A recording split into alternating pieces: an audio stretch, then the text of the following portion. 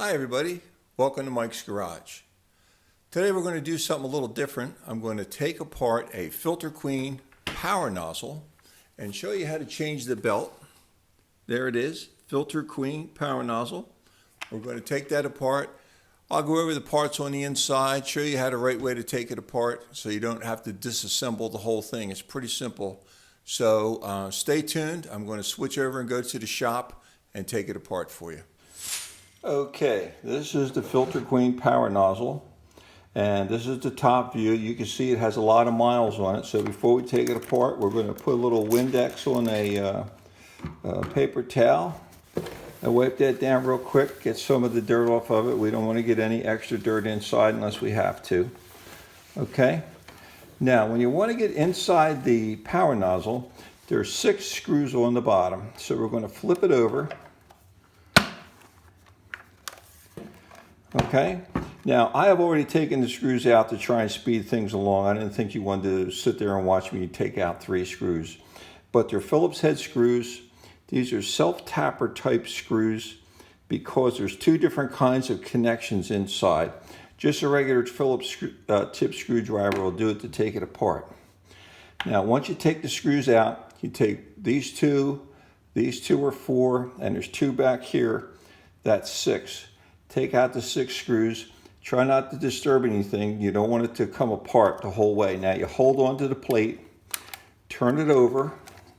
I like to work on it facing away from me. Then you grab a hold of this swivel, hold on to this, and lift it up. And that'll expose the whole inside. Ooh, a lot of crud on the inside there. A lot of dust and dirt built up. Okay? And you can see what happens there. This is the brush roll. There's a big clog of dust there. That's probably what shortened the life of the belt. That's why you have to get these cleaned out and checked pretty often. This does have a lot of miles on it since the last time we worked on it. So just want to take all this stuff out of there. Now see, this was vacuumed when something was wet or sticky, and that's why the dust stuck in here. Now if you notice the brush roll, it's not a beater bar. The bristles sweep everything towards the middle and it gets sucked up into the hose. It's through the swivel here. Okay, this is the brush roll. Now to take the brush roll out, you have to change the belt, you have to remove the brush roll. There's a screw on each side, one here and one over here. I'm going to take those out real quick.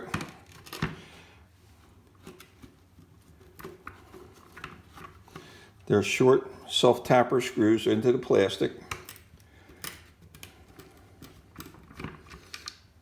Okay, we got both of them out.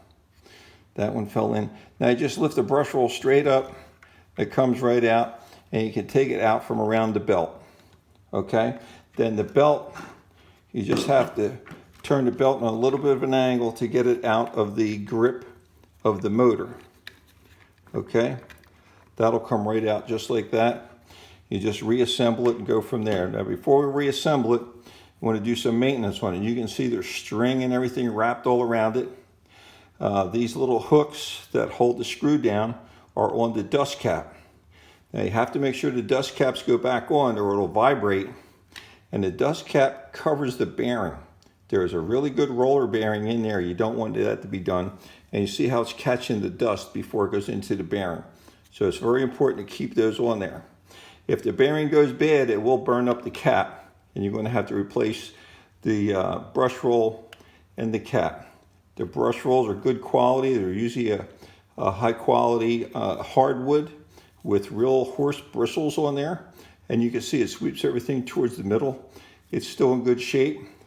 So what we're going to do is we're going to get a small screwdriver, take the threads off of it, because if not, it'll build up. That's why it's so important to either do it yourself or have a technician come to the house and do this to keep it working properly. We're pretty much all cleaned up there. Not too bad. You could take a regular toothbrush if you want and scrub it up, get the things off, get everything loose in here and vacuum it out. You can see there's a lot of crud in there. We're just going to brush that out for now. Okay, now the other parts in here, like I said, this is the swivel. This is where the electrical connections go. You can see the electrical connections down here. there's two little pins inside of there. Sometimes one of those pins will get discolored because it's got dirt in there. Try to clean it out with a Q-tip and maybe some rubbing alcohol. Next to that is a circuit breaker.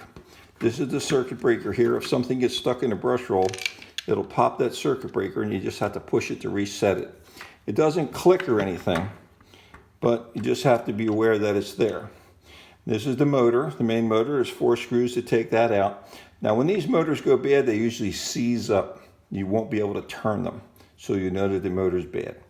All right, now to put it back together, you put the belt back on. We got the brush roll pretty cleaned up. Put that on. Set it back in place with those little hooks facing forward. And set it down in there. It should slide in there nice and easy. And just replace those screws. Vacuum all this out. Should wipe it all down and make sure it's clean before you put it back together. We got these 2 screws to put in to put the brush roll in place. Now, when you turn it over, there's 2 things to remember. The older models have brass inserts where the screws go into. See, there's 6 of them. If you over tighten it, it will pull the brass insert out of the plastic tower and it'll spin and you won't be able to take it apart. So don't over tighten it when you put it back together. It's only a power nozzle to a vacuum cleaner. It doesn't have to be really tight, just has to be snug. Okay, we'll get these back in.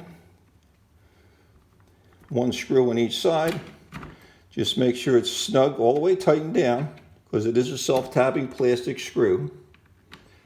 When you get that all the way down, just make sure it's snug. This side is snug. I'm trying to hurry. Okay, so that's all in place.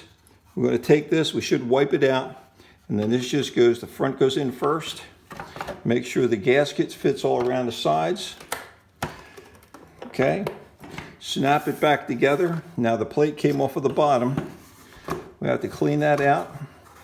Make sure all the stuff is out of there.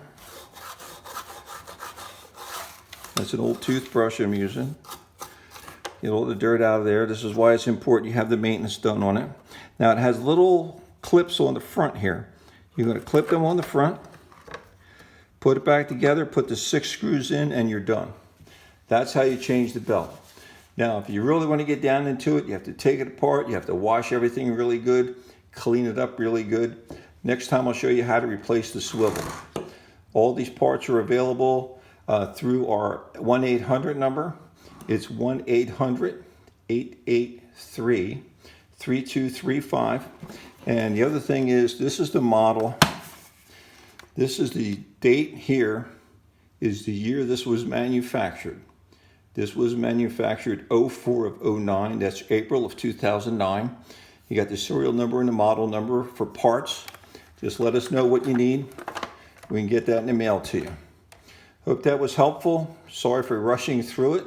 It's pretty simple to do. You just have to be diligent. You can also give us a call. We'll help talk you through it. Again, it's 1-800-883-3235. Thanks for watching. Well, we're back. I hope that was helpful. Sometimes I feel like I went too fast. If you have any questions or you want me to explain one part of it again, please let me know. I'm going to try to do more of these videos on the Filter Queen. I can take it all apart and show you how to put it all back together. All the parts are available at the 1-800 number I gave you. It's 1-800-883-3235. We have filters. We have all the parts, all the way back to the original princesses. So give us a call. We're still trying to mail things out. Pretty soon we'll be back in full swing. We have technicians that sometimes come to your area. We can help you out with advice online, or give us a phone call. I'll talk you through the different things. We have schematics, everything you need. So hope that was enjoyable. Please subscribe, and I'm going to be putting out more of these videos too.